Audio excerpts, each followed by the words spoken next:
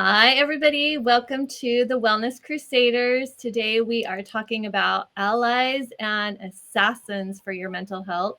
I'm joined with my beautiful co-host, Patti Reiss. And before we begin, I'm going to read our mission statement, and then Patti will go over our disclaimer. So our mission is to educate and empower you to make informed choices for your health, the health of our children, our communities, and our earth. We are committed to fostering a world where the balance between human health and environmental stewardship is respected and nurtured. Join us in this holistic and transformative journey as we work together to create a healthier, more harmonious world for all. Please join our crusade. Thank you, Jessica, and welcome everybody that's listening in or listening in down the road. And just a little disclaimer.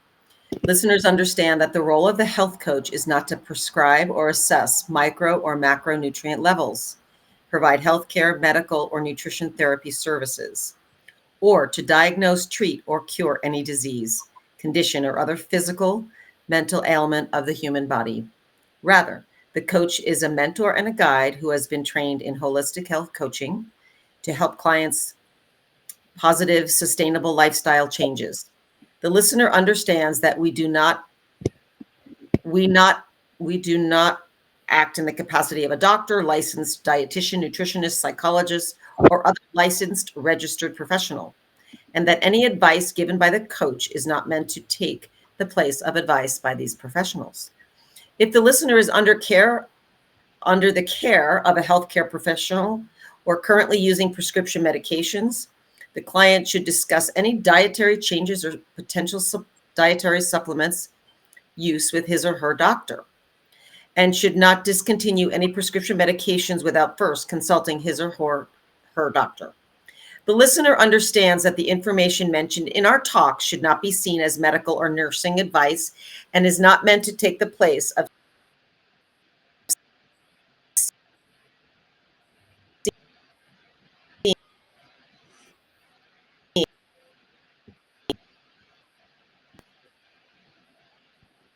health professionals.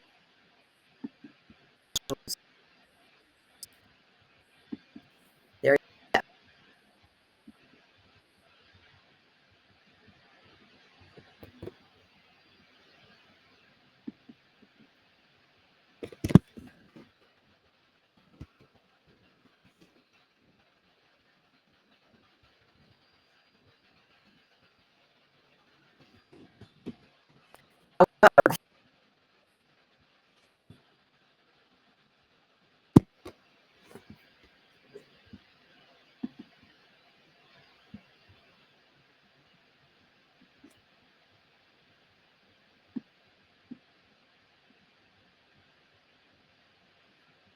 So Patti is frozen.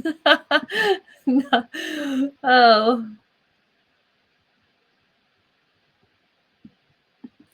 So you get me for a moment.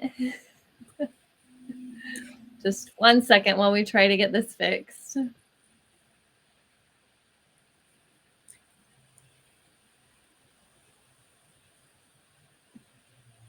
I don't know if she knows she's frozen or not. Hey, Jess, it's Lori. Do you want to, while Dwayne is working on getting Patty's technical difficulty resolved, let's talk a little bit about what you both are going to be talking about tonight. So what's an ally for the listeners out there? So an ally is something that's good. It's our friend. It is something that is going to help feed our brain, our psychological abilities, and feed our body as well. So can you give me an example? Well, like food. Food is one that will help to feed our brain so that we can have a healthy brain, mentality, mental health. So, but we want to make sure it's nutritious food. And then also amino acids. Oh, that's interesting for the listeners who don't understand amino acids.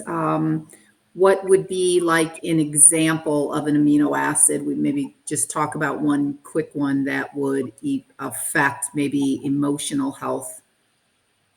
So a good one is we talk a lot about it on the show, actually. 5-HTP is one that's going to help with serotonin. So that is a really good one to help with depression, anxiety, those ruminating thoughts, the overwhelm, the sleepless nights, insomnia, the waking up in the middle of the night, not being able to go back to sleep. That is going to be a sign of low serotonin.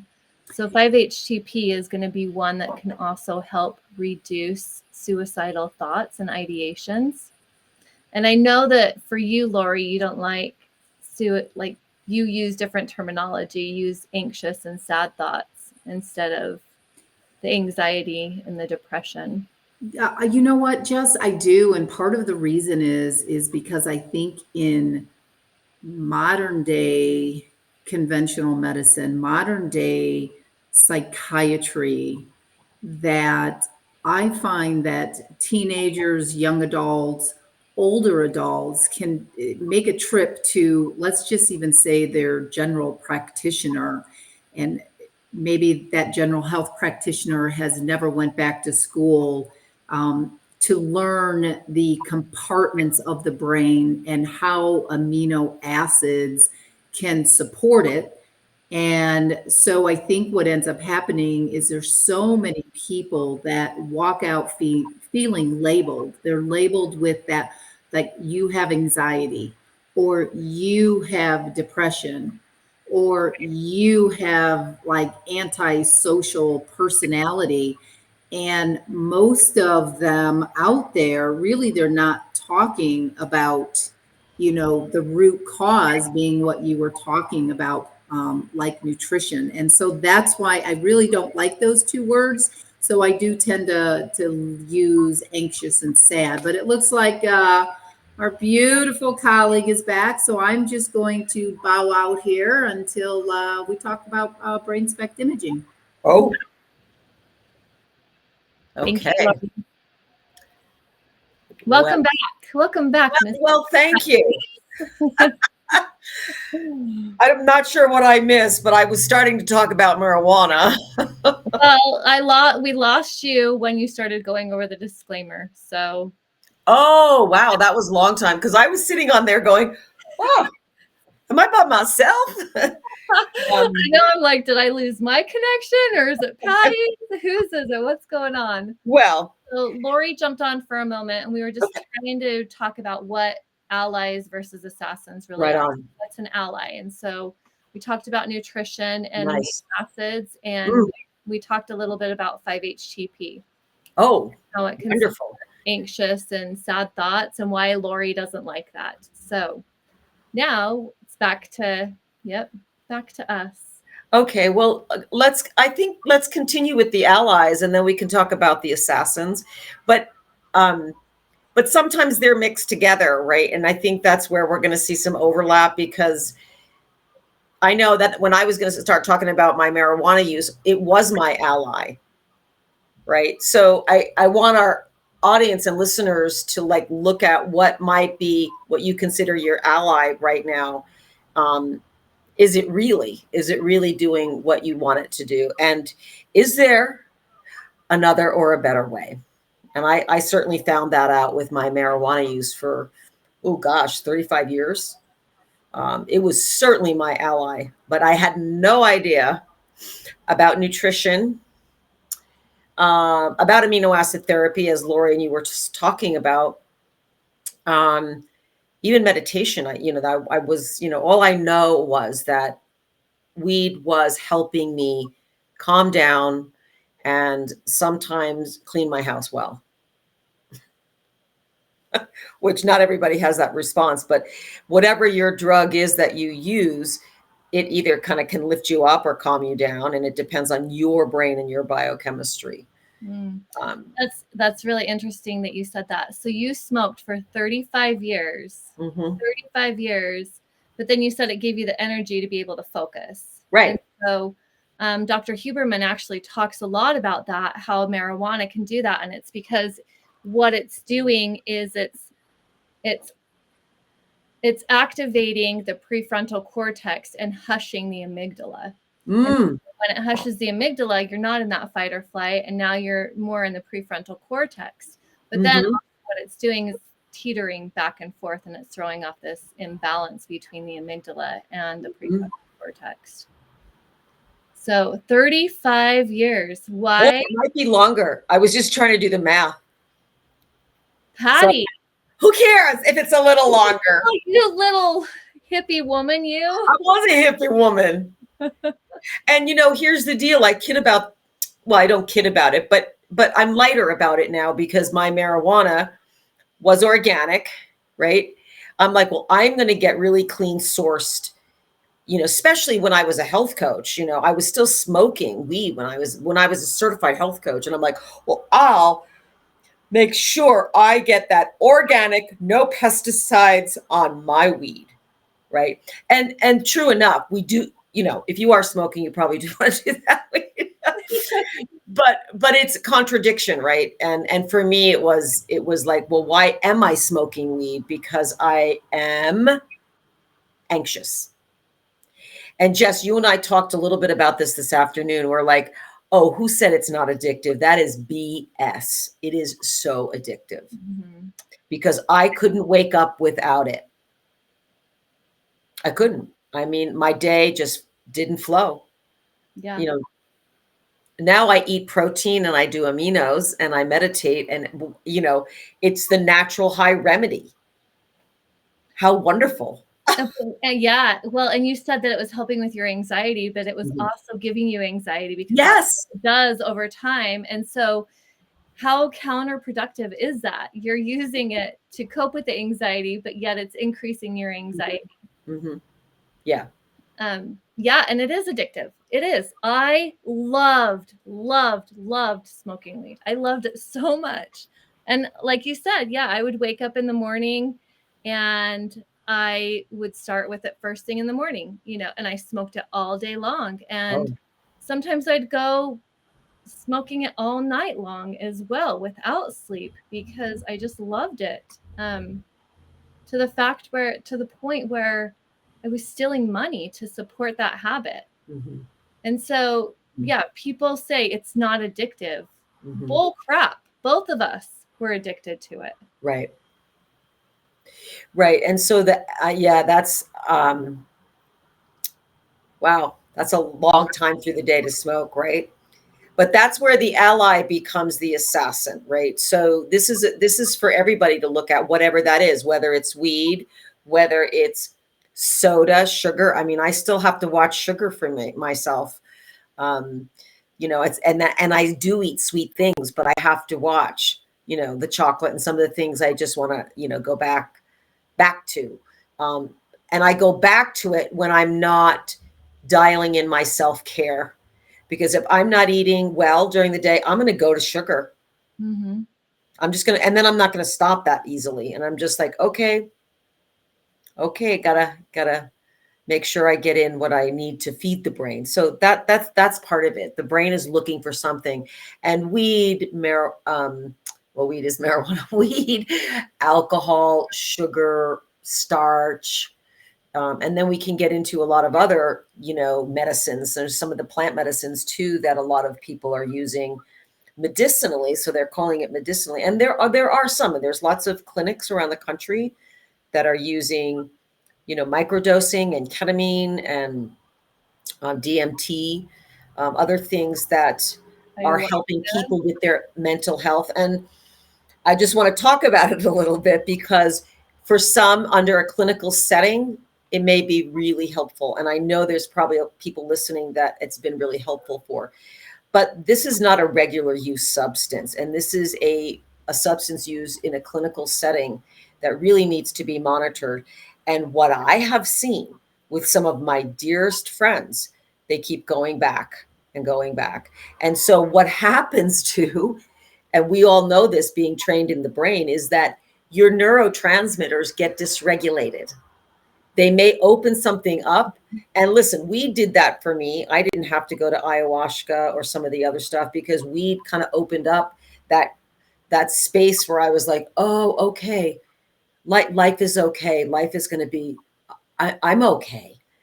I'm relaxed. I can feel that connection, maybe to spirit or with God or whatever you're connecting with, until it stopped working, because eventually you keep down regulating, right? We're shooting up with whatever substance it is, whether it's weed or ayahuasca or wine or sugar, and then down it goes. And then we need more, and up it goes, and down it goes. And we're in that addictive pattern where the allies come in and they feed the neurotransmitters, they feed our brain. So we're like, oh, oh, I feel happy again. I woke up happy again. Mm-hmm. I woke up balanced, or even neutral is better than depressed and anxious. Right. I'm not always waking up happy, but there's a difference about having serenity again, because we're supposed to feel good. We're supposed to have serenity. We're supposed to even feel grief and not numb out about it. Well, it's our gift, right? Those Yes. emotions are our gift to be able Right. to experience this physical body, this physical experience in Yes. this time. And it's also like the grief is our gift for having loved that person so much. And yeah, we are supposed to feel those things. I love what you said, though, about people are continuing to use these substances because the substance, they're using that as a band-aid, or they're saying they're going and they're experiencing this and they are getting that high effect. And that is like stimulating the endorphins and stimulating the opiate receptors. And of course, you're going to feel great from this product for a temporary period of time until it wears off and until you get back to real life. And you're trying to deal with things from a sober perspective, but yet now you've depleted those neurotransmitters. And when we deplete those neurotransmitters, you have to replenish them. And the way that you replenish them is through the protein and taking the free form aminos. Right. Talked about. Right. And for sure. And yes, there is a time and there is a place for these things. And we're going to do an incredible episode talking about ketamine at the end of this month. Mm-hmm. Yes. And looking really forward to that, because we're doing a lot of research on that. Mm-hmm. And that will be with all of us. Mm-hmm. Mm-hmm. Yes. And I think one of the things, as you were talking about that, is, we do need to address trauma, and there is wonderful trauma support out there. And a lot of, I know a lot of the use of some of the microdosing and other things in therapeutic settings, and even in some shamanic settings, right, are to help with trauma. But there again, that's a door that's opening that could be very dangerous for someone who's not trained in trauma response. So I want to say that out to our listeners too, just to be very mindful of where you're going to do a journey or who you're journeying with. And I've heard of a lot of really difficult things and tragedies around it as well too, and ahas. I have a friend, and I would never mention any names. She actually was in recovery for, I don't know, 7 or 8 years, and she was still miserable. Now, she didn't know about the nutrition piece, so that's part of her misery. But when she went into her plant medicine that she went through with in a very clinical shamanic setting, it was a safe setting for her. She had an experience where she was able to connect and go, oh my gosh, the missing piece is nutrition. And she went and studied nutrition from that experience. So that experience for her was a wonderful one, right? Because she got to go, oh my goodness, I need to study nutrition. I need to feed my brain. And in fact, she was at one of our trainings for the academy, learning our level 1 training. And that's how I learned about her story. So it's all personalized, right? That she had a great story. Others didn't have great stories. So once again, like how are you caring for your brain? And is that what you actually need? And if you are in recovery, it's a slippery slope. Mhm. Because if you're substituting heroin and then all of a sudden you're doing, ayahuasca more regularly, what's going on up here? Well, yeah, what's going on with that? And then Right. you're continuing to activate those opiate receptors and act when Charles, my husband, who overdosed, who died, who lost his life to heroin, when we were going to treatment, his psychiatrist it was his psychologist said to him, because he kept relapsing on marijuana, and his psychologist said, you are continuing to keep those opiate receptors firing, and Right. eventually that high is not going to be enough. And he said, it's going to end up being the death of you or the death of Mm. Jessica. And it did end up being the death of my husband, because that high from marijuana was not enough. He Mm. kept on activating, he kept on smoking it. He'd have these little relapses with marijuana. And people don't think that if you're smoking marijuana, it's a relapse. When you are an opiate addict, or you're any other addict, cocaine addict, alcohol addict, whatever addict you are, marijuana is addictive. Marijuana does fire the brain. It does activate the opiate receptors. It does make you crave those increased highs once you've had an increased high. And it makes Right. you wonder what it would be like to try this other substance too. Because I remember for me, when I started smoking it, my brain was like, oh, why is everybody saying this is so bad for me? It makes me feel so good. How could something that makes me feel so good be so bad for me? Right. And so then from there, I started trying meth, and I tried cocaine, and trying LSD and psilocybin Mm. and whatever it was that I could get my hands on, because this marijuana was my ally and it was good for me. And everybody else was the assassin. All the people that were Oh. telling me it was wrong, they were my assassins. They were trying to take Oh. what was so good for me.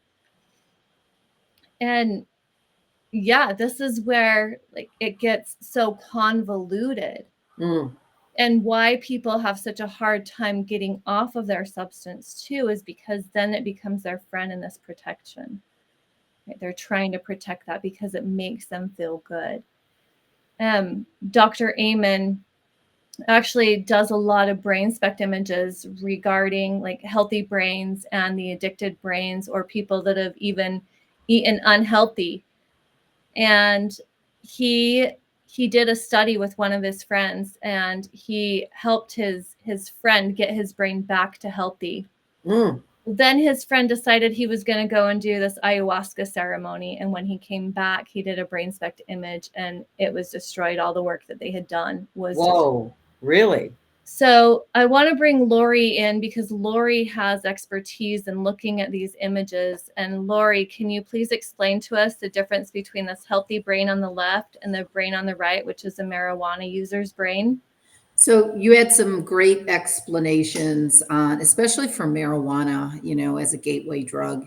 And Mm. there are really so many people still today that are smoking marijuana. And like you said, Jess, it ends up leading to other things. And most of it, like Patty was saying, it's coping skills. They just don't know how to cope Mm-hmm. with everyday stressors. And even a lot of the rehabs that people end up going to, you know, the coaching that they get in rehabs, they always make it sound like once they get out of a 30 or a 40-day rehab, that life is going to be good. But they really, so many of them just don't teach them, like, hey, sometimes when you walk out of a rehab, you don't have a car, you don't have a job, your Yeah. family's abandoned you, your wife's divorcing you, your husband's divorcing you, you've lost your kids, and all of a sudden reality, kicks in.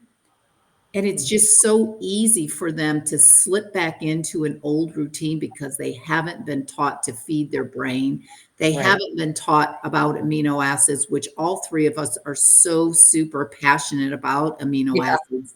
and Kathleen, our other colleague, is passionate about some of the aminos that come from the soil. But, Mhm. we've got the brain spec imaging up.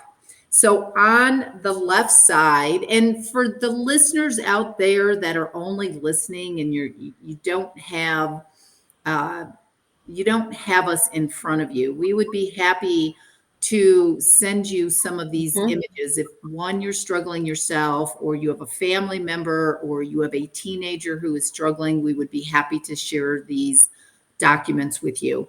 But on this is the brain spec on the left is the surface scan. So that is looking at the top of the brain. And what we're looking at this is the circumference of the brain. On that brain spec, the color means absolutely nothing.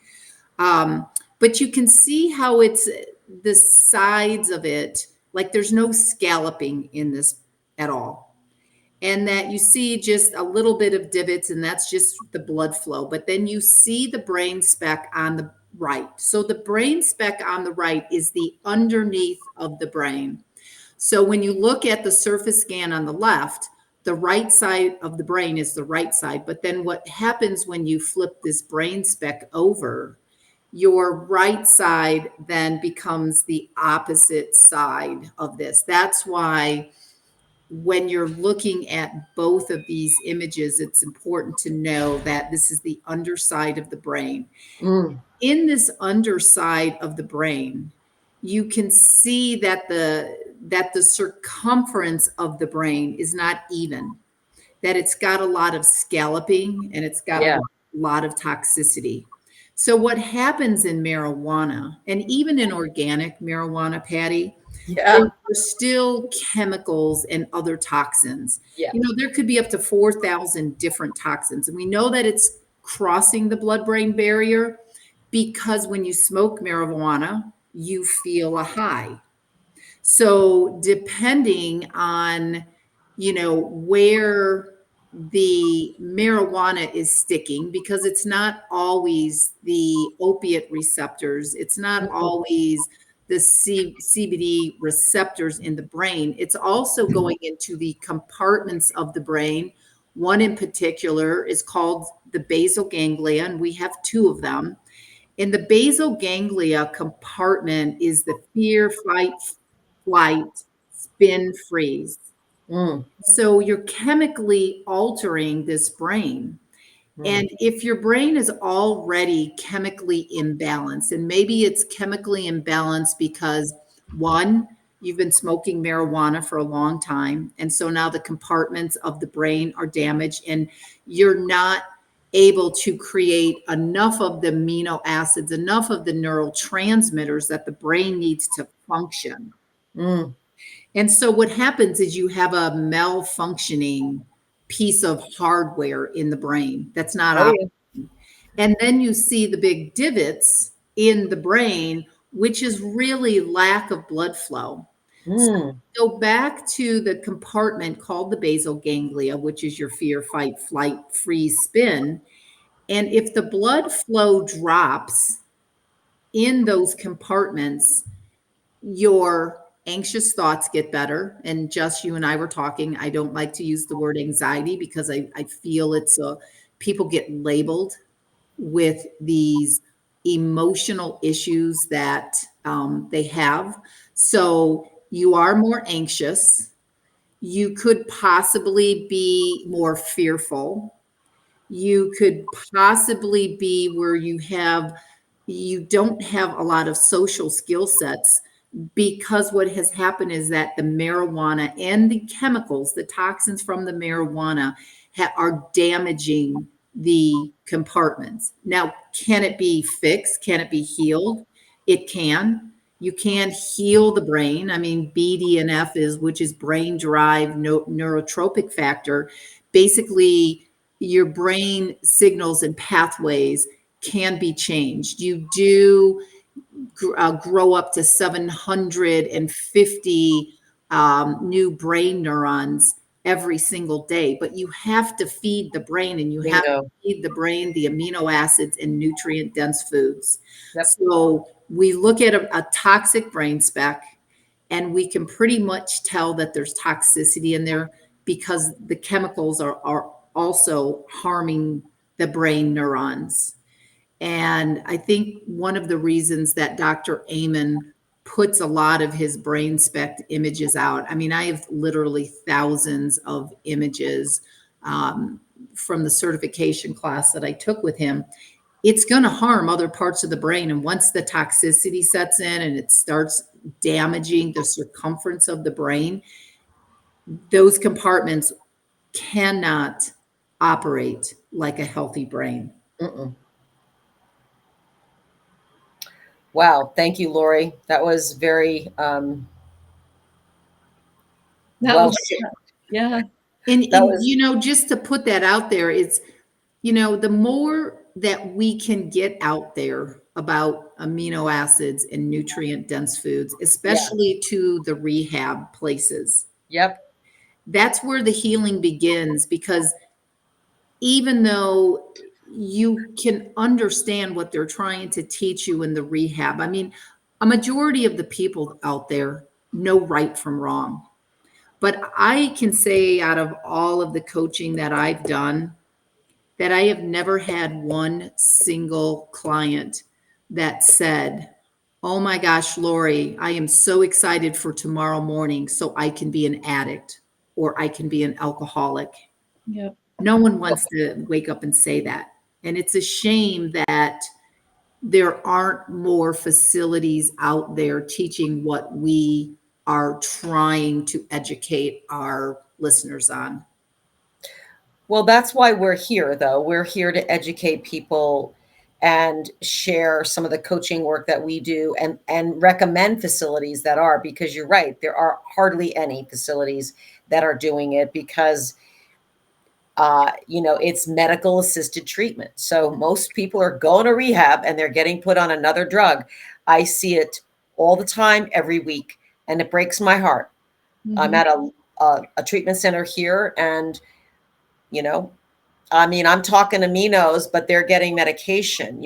So it is an education process, and I think that the treatment centers that are looking at it, God bless them, because they're going to really help people change their lives.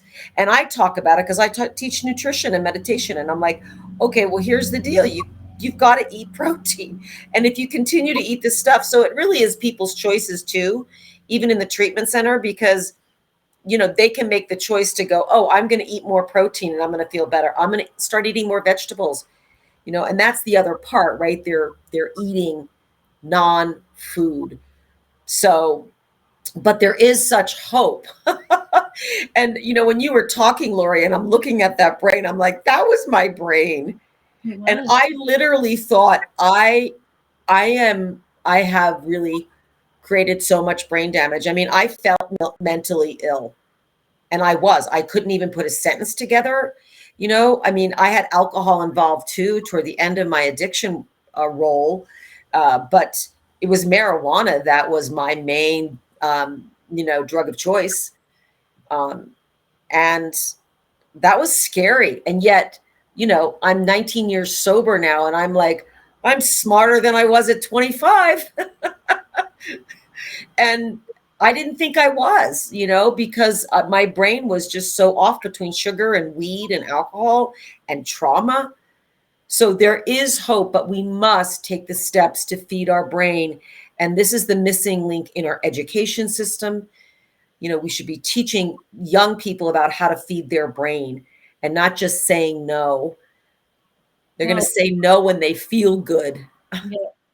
Well, and let's talk about that. Let's talk about what happens with children. So, in children, when they start using as teenagers, because it's more readily available, right? It's more readily available now because it is legal and you can get it in some smoke shops in different states. And they've got, the dab pens now that they can easily use and that they can hide. And they're just smoking at rates that are so high that we've never seen these rates before. And what is it doing to their lungs? What is it doing to their minds, especially as not their minds, their brain, because our mind and our brain are separate. And that's a whole other topic. But what is it doing to their brains as they're developing? There is Dr. Amen says that if somebody is using marijuana in their teenagers, have a 450% chance of developing a psychotic illness. Mm. 450% chance of developing a psychotic illness. Mm. And this is an outrage. Like, why do we have so many mentally ill people in their adult years? This could be one of the reasons, but also not having the nutrition that their brain needs either. There's a new thing, it's called scromating. I don't know if you're familiar with that term, Patty. Do you know anything about scromating? No. So scromating is emergency rooms are seeing an increase in scromating, and what it is it's a combination of screaming and vomiting. It's marijuana poisoning. It's called scromating. Scromating. And so they have nausea. It provokes excessive vomiting, abdominal pain, sweating, dehydration. They'll have a decrease in weight loss. And so this is marijuana poisoning. There is marijuana poisoning that can happen. Everybody, or the common myth or the common belief is that marijuana is safe.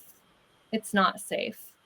And in fact, a treatment center that I was talking to today was telling me that they have clients who have marijuana psychosis. Yes. They see clients that have marijuana psychosis, and it's because of the genetic polymorphism. So that's a whole other thing that people are not talking about, is that some people are predisposed to having different reactions to these medications or these plant medicines or these alternative treatments that is nobody's looking at. Nobody's looking at this. And there is, what's his name? He's the one who did all the research on psychedelics. What's his name? It's drawing a blank, but he said there's an 8 to 10% chance of having a psychotic episode from using psychedelics. Wow. And nobody's talking about this stuff. Right. Nobody's talking about this. Well, that's why we're having a conversation. And this is, part of our mission is to educate and to give people alternatives to what they've been doing that has become an assassin, to their brain. And man, if our brains are not working well, we're not working well. Everything starts to fall apart, including our health. Oh, Dr. Griffith? Yeah, Roland Griffith. Yes, that's who it is. Yep. Okay. Yep. That's cool. Did you say he's a psychiatrist? He was in charge of doing the psychedelic research. Oh. So I don't know exactly what his credentials are, but he did a lot of research regarding psychedelics and the treatment for mental illnesses. Well, and I honor that opening because they're looking for help for mental illness, which is fabulous. But what I really want to honor are the people who are doing orthomolecular nutrition for mental illness. And that is, one of the founders of that is Carl Pfeiffer. He was a medical doctor I think he was from New Jersey, and a lot of people trained underneath him. And he had a clinic back in New Jersey. He was treating schizophrenia. He was treating bipolar. And even though those are labels, I also see them as identifications because they help people get support. I just want to throw that out there because I've had discussions with people about labeling and it's an identification. I look at it as an identification, and I have a special ed degree. So it's like, oh, okay, well, you have ADD. So you might need to get, or be in a resource room to get the services you need. So with that being said, people are walking out without a schizophrenia diagnosis anymore. Come on. They're in a mental institution They're being fed nutrition, they're learning meditation, they're working through trauma, and they are walking out with no more schizophrenia. That is mind-blowing to me. It is mind blowing. Yeah, absolutely. Um, yeah, and talking about schizophrenia, like that is one of the number one things that ages our brain. Yes.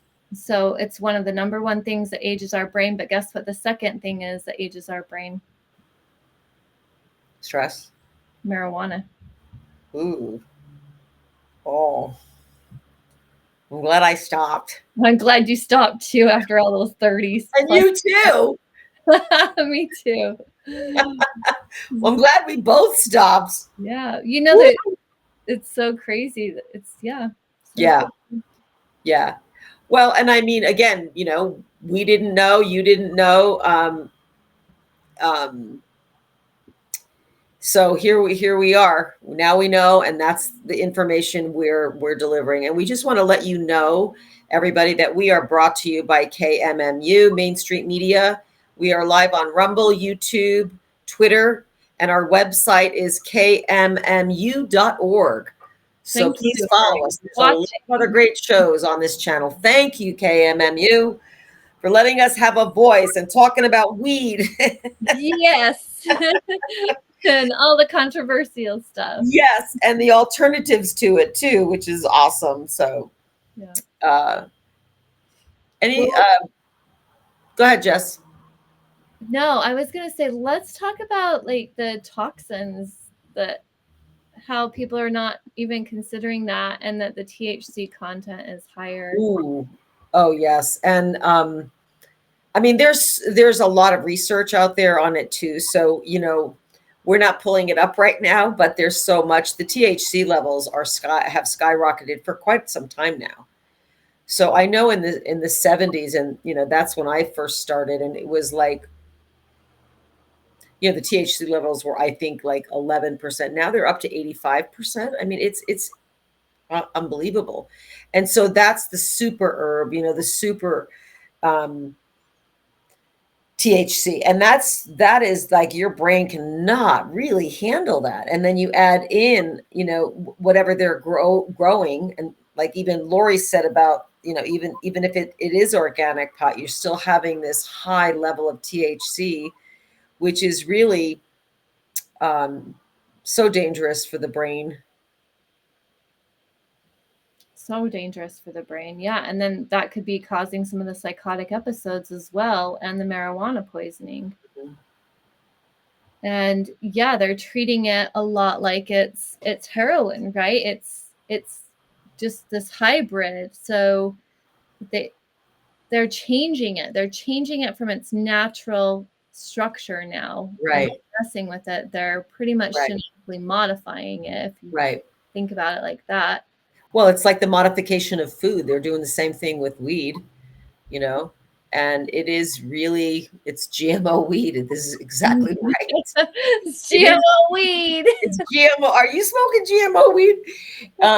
So yeah, there's no question about it. And there is some value, and I know that it's a and I remember thinking to myself, well, Mother Earth is growing this. It's got to be okay, right? And sure enough, there are benefits to that. I mean, if you think of the plant, I mean, I use hemp seeds on probably every day for my protein and omega-3 fat. It's one of the best plant proteins by far on the planet. The oil, the clothing, there's so many good things, and the CBD value of it.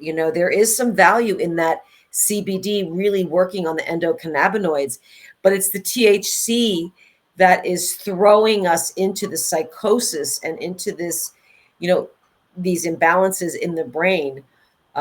So I just wanted to address that there are some positive allies to that plant. Yeah. Well, and marijuana is good for use with seizures. Yes. And end of life treatment. Yes. End of life care for cancer patients. Yes. Because it helps them to reduce their pain and helps with their appetite. So there is a time and there is a place. However, smoking it every single day, right, is not the time and the place. No. And Well, when you were talking about for cancer, when my sister was passing of cancer, she hated weed, because it made her paranoid, right? So here she is dying of cancer, and she didn't want to have any more paranoia. yeah, So it wasn't something for her. So again, it may not be for your loved ones. I mean, you can check it out and see if it works for them, but depending on their brain, they may react with more fear to it than more as a relaxant. And so I think that's where the CBD would come in, because the CBD relaxes more, and there are actually really great aminos and herbs that can help relax more too, that don't have any, mind altering side effects for people who are in chronic disease. They already have some fear going on, so just I would be mindful about that, because my sister hated it. yeah, She yep, said it was supposed to help her, and she's like, no, I don't like it. It scares me. So yeah, yep. So we have a video. I'd like to show that now. Dwayne, can you bring that video up?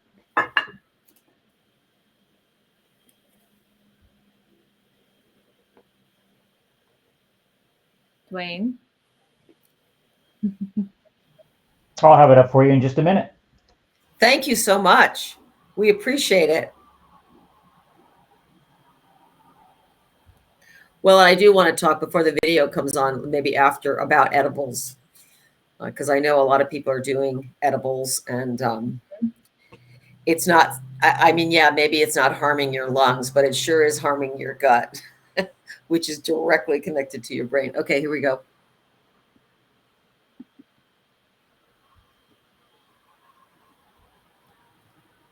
I'm just going to adjust the audio so that you guys can all hear it. Hang on.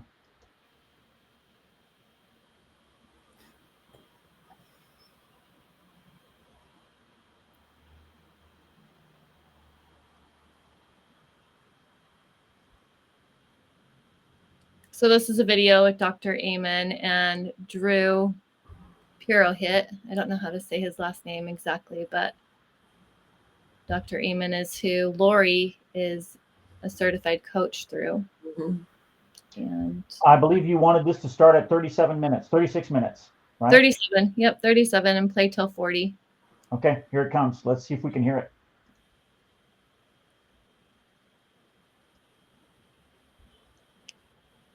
It looks like it's muted, Dwayne. A lot, and then also talked about psilocybin inside Yeah. it. So I want to talk about these things just because you brought them up right now. So marijuana, for those that are not familiar with your content, is the primary place that your biggest concern is around, is again going back to restricting of blood flow to the brain. What you're seeing when you do these scans? So I published a study on 1,000 marijuana users compared to healthy. Every area of their brain is lower in blood flow and activity. Every area. And then I did a study. I did the world's largest brain imaging study, 62,454 scans on how the brain ages. And it's fascinating. Little kids have very busy, active brains, sort of stabilizes around 25, 60, and then it's a slow march lower. And then we looked at, well, what accelerates aging? And we have this massive database using marijuana, using alcohol, using cigarettes, having diagnoses like depression or ADHD or schizophrenia. Schizophrenia aged the brain the most. But what shocked me is marijuana aged the brain the second most. And I'm like, well, that's not a good thing. And now, alcohol is not good, nicotine's not good for the brain, but why would I ever do anything that ages my brain? The second thing, and I'm also a child psychiatrist, and I've known for a long time that marijuana in adolescence is bad for the developing brain. It demotivates kids. If I had a 14-year-old who all of a sudden has ADD, but they didn't have ADD when they were 12, I'm like, you need to pee in the cup. I mean, you needed to do a drug screen. And marijuana was the most common offender. teenagers who smoke. And my big concern, as the perception of the dangerousness of the drug goes down, its use goes up. And now marijuana is everywhere. I mean, you live in LA, I live in Orange County, there are pot dispensaries all over the place. It's good medicine. So teenagers are smoking at rates never seen before. But if you use marijuana as a teenager, you have a 450% increased risk of having a psychotic illness. In your 20s, if you smoke during adolescence, you have a higher incidence of anxiety disorders, depression, and suicide. Well, I'm not okay with this. And what's happening in your brain in your teens and early 20s? You're building the highways. I mean, they're getting myelinated, which means they're getting strengthened. They're going to go faster. And you're throwing poison in there, disrupting that, which may end up being a permanent disruption. So I'm like, just not on board with it. And I don't know if you remember during the presidential debates, during the Democratic presidential debates, someone asked then Vice President Biden, Dwayne, should the federal... Have you had enough? Yeah. I think that's the end. Okay. Thank you, Dwayne.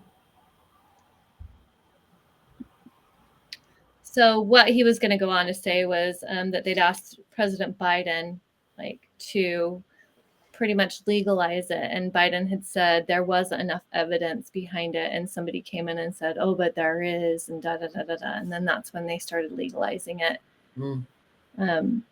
But just because something's legal doesn't mean that it's good for us. Right. Exactly. Alcohol is legal. There's a lot of Mountain Dew is legal, although I just read this morning, as I shared with you, that in 30 countries, Mountain Dew is banned. Okay, that's something to look at, right? So why are we not banning marijuana and some of the other things? You know, this is where people get the education and then they make the choice. But if people are feeding their brain, if these young kids are feeding their brain and working through some of their trauma, they are, doing well. But if they're not, then this is what we're seeing. We're seeing psychosis, suicide, as Dr. Amen even talked about. It's like the developing brain. I talked to my nephews about it because they're young and smoking weed, and I'm like, guys, and I've talked to two of them have had anxiety issues, and I'm like, yeah, it's your weed and you're not eating real food. So bingo. Yep. So let's talk about those gummies. We were going to talk about gummies. Oh, yes. Well, they are really difficult on the gut lining. And so now they're coming in, because again, a lot of people don't want to smoke because smoking is not necessarily good for you. But here we're ingesting these gummies. And I know there's a whole host of things that are in the gummies that are coming in through their digestive tract now too. And it's much harder to regulate as well too, right? Well, I mean, I think smoking is probably hard to regulate too, how much you're getting in, depending on the strength of it. So I just think it's something we need to look at. If you already have some gut issues going on and now you're taking in a gummy, and then just things start going haywire through the gut and the vagus nerve up to the brain. So, we're looking at, a lot of that happening right now with the gummies. And I don't know if gummies are sold because I haven't been looking for them. If they're sold in, weed stores, do they sell gummies there?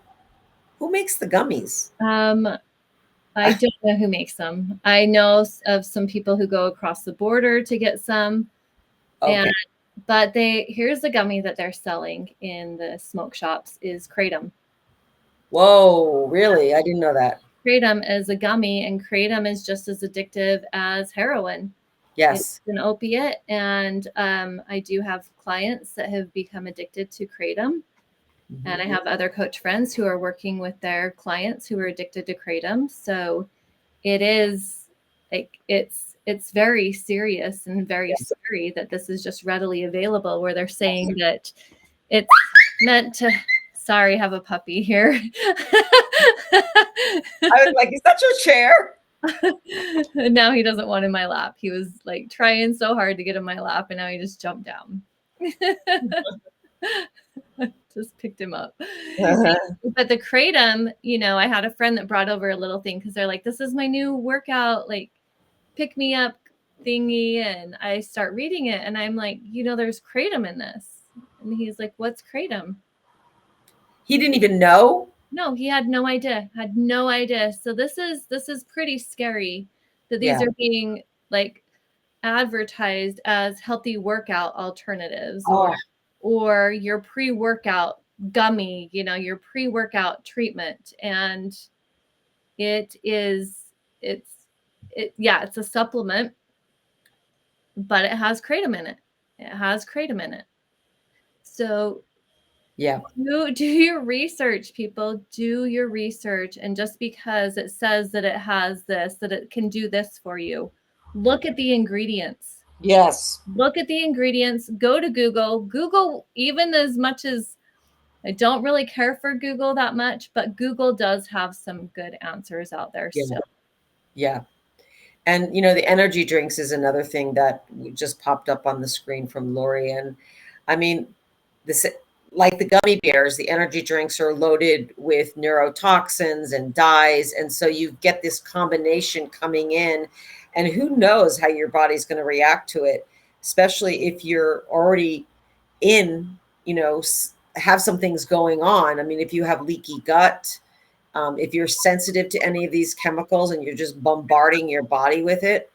And I know that there's been some heart issues happening with folks that are doing these, you know, intense energy drinks. What was the one that was banned? Shoot.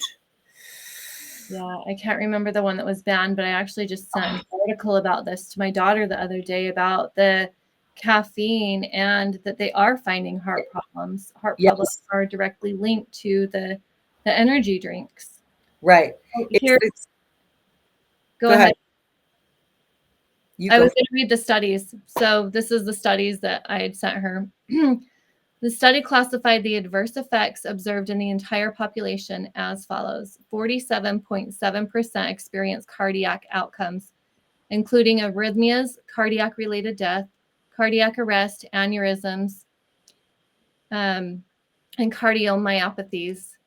13.9% had gastrointestinal outcomes such as pancreatitis, hepatitis, or toxic triad syndrome, which is gastritis, hepatitis, and pancreatitis. So all 25.7% reported neurological outcomes, encompassing clonic seizures, psychotic events, seizures, retinopathies, and cerebral ischemia. 8.1% exhibited renal outcomes, including acute kidney injuries. 2.3 had gynecological outcomes, and 2.3 displayed dermatological outcomes. So, and this was from Red Bull. This was from the effects of 1 can of Red Bull. Oh, Red Bull, geez. So blood pressure increases, heart attacks, and then people are mixing this with alcohol, right? Yes. And this is, I'm just reading the screen that just came up, and it says beverages that combine caffeine with alcohol, such as Four Loko energy drinks, were a public health concern and could not stay on the market in their current form. Okay, so that's interesting. Well, I don't even know about these drinks, but I know, you know, probably a lot of people listen. Well, not a lot of people, but maybe some people listening do know about it. So yeah, when you're combining alcohol and caffeine, and then whatever dyes might be in there as well too, you know, it's just like the body and the brain are just on overload. Oh, well, and then not to mention the sugar content that's in them too, that's also damaging. Yes. So makes for a wide awake, intoxicated person. I love that. Okay, well, let's have energy and then But be here, briefly intoxicated. yep, let's be intoxicated, have energy, and Yeah. we want to Well, numb, but we want that high. yeah. Yes, I know it. I mean, I see a lot of my at this residential treatment center, people, I always ask them what their drug of choice is, and people will say, well, alcohol and then meth, or alcohol and cocaine. It's like, so calm it down, bring it up. It's kind of like that. You want the energy to get stuff done, and then you just need to, chill out. And there are so many ways to do that for our listeners. There's amino acid therapy, there are herbs, there's meditation. There are so many other choices, and you wake up feeling pretty darn good every day. So I hope our listeners take something away from this, that there is a better way, and we really want to work with true allies to our brain and our mental health.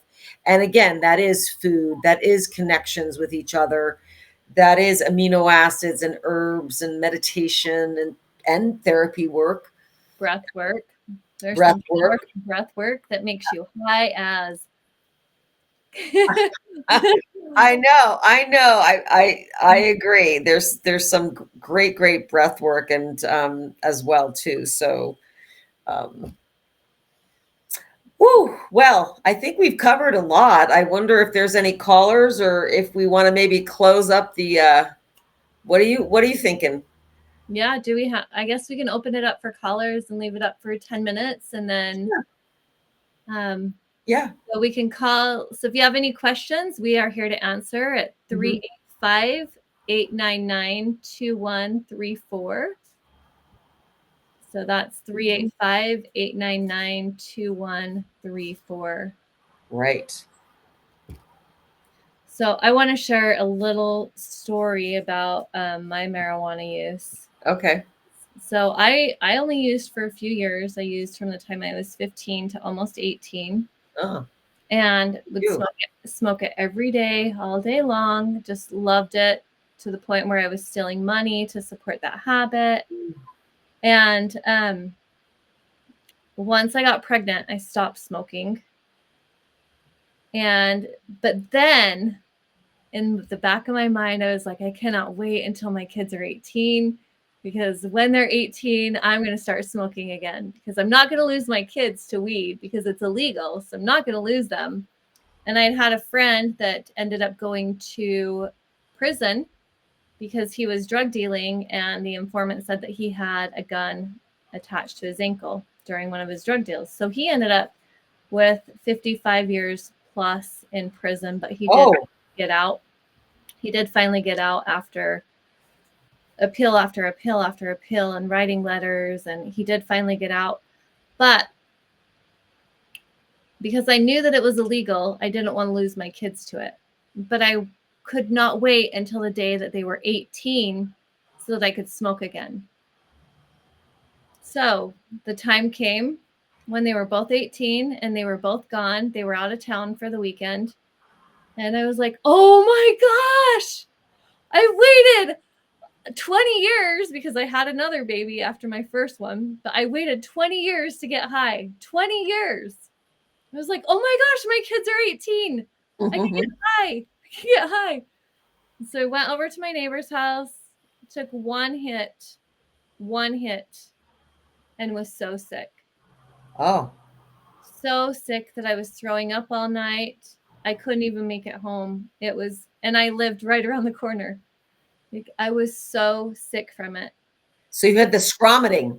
I had the scromiting. I did have the scromiting. Yeah. Interesting. So interesting though, how it had attached like that much into my mental capacity to I want to have this again someday, and I'm going to have it again. And then I had it again, and thank God it was toxic for me. Because so if that was happening to my brain, and I've done all this good stuff, like it's just crazy to me that that addiction can still stay there for that long, and you Mhm. have to really watch it and be cautious of it and continue Mhm. to feed yourself and continue to feed the brain. And at that point in time, I wasn't taking aminos. Mhm. But your body knew. So I think it's so fascinating too that your body had that allergic reaction to just one hit, right? And there you were, like, oh, okay, I do not want to do this because this is not fun, even though you waited 20 years. Wow, I applaud Also, your. like that toxicity too, or the THC levels has significantly increased from the Yes, time that I'd smoked it. yes, of course, 20 years. Yeah, wow, fascinating, Jess. Thank you for sharing that. Yeah. Woo! So glad to be free of it. And we hope if any of you need to be free of it, you can be in touch with us. You can reach us through the Wellness Crusaders site. Wellness Crusaders, what's our email again? info@thewellnesscrusaders.com. Yes, please reach out to us. Um, lonely, what is this? Our call screener is waiting for calls. We also have the email that they could possibly send questions to as well. Right, Info right. at thewellnesscrusaders.com. Uh huh, uh huh. Yes, and I think you know we get to carry on without substances, and that's just so exciting to be happy and free and to feel balanced, and that's what we hope for you as well too. And so please be in touch with us if you need support for yourself or for a loved one or a friend. um, that's what this is all about. That's what our show is about, helping give you solutions, and boy do they work. And I have to tell you, I never thought I wanted to go through life without weed. I was like, and here I am, gosh, 19, almost 19 years later. So consider it, and clean and sober is the way to go, man. It is. And happy. I mean, it's all about, having joy in your life as well too, and having those neurotransmitters, because we have all these natural high neurotransmitters. And when they're fed, we are in a good place. We are in a good place. So, again, we are here to empower lives, inspire wellness, and provide solutions. We are the Wellness Crusaders. So, please join us next week, same time, same place. And yeah, anything else? Hey, Patty, Jess, great talk. I loved listening to it. Next week, for our listeners, we are going to be interviewing Dr. Brian Menick. And I'm Oh, right. super excited that we're going to be interviewing all of us because Dr. Brian Menick is one of the founders of the Utah Physicians for Healthier Lifestyle. And basically, what we're going to be talking about is really the toxins that are in the Great Salt Lake. And as the Great Salt Lake is drying up, what ends up happening in this toxic sand dust that it leaves in the bottom, it contains these herbicides that Kathleen's so passionately talking about, these Roundup, the 2,4-Ds, all the other herbicides, the pesticides, all of the chemical companies that are dumping their toxins into the lake. Ah, What ends up happening is now you've got the mercury, the arsenic, and the lead, and all these herbicides. And because it's dust, when the wind blows, where does it go? Jessica and I talked about this. She lives fairly close there, but all of that gets, in the wind. It's like one big dust ball. And then what it does is it ends up in the neighborhoods, and the house filtration systems cannot filter all of these small molecules out. So, we're going to be talking about what his group has been doing, good, lawsuit that they have against the state of Utah because good. nobody is doing anything about it, and now our water is being like sent to other developing communities as Utah continues to grow, and it's so toxic to all of those towns and cities. that are around there, from Spanish Fork to American Fork to Outward Justice, all the way down to Salt Lake City, where you are, Patty. Yep. So super excited Well, yes. Mm. to be able to interview him. Wonderful. And this is about solutions, right? So we're also about learning about what's going on so we can create solutions for a different outcome for our communities. So thank you for that, Lori. And please join us, everybody, because we all need to get involved in this. This is our communities, our homes, our children, our grandparents. Well, I don't have any grandparents alive anymore, but Well, I do. I don't even have a mother alive anymore, but your grandparents. Mm. Awesome. Yeah. Thank you, everyone. Much love. See you next week. Thank you, everyone. Bye for now. Thank you.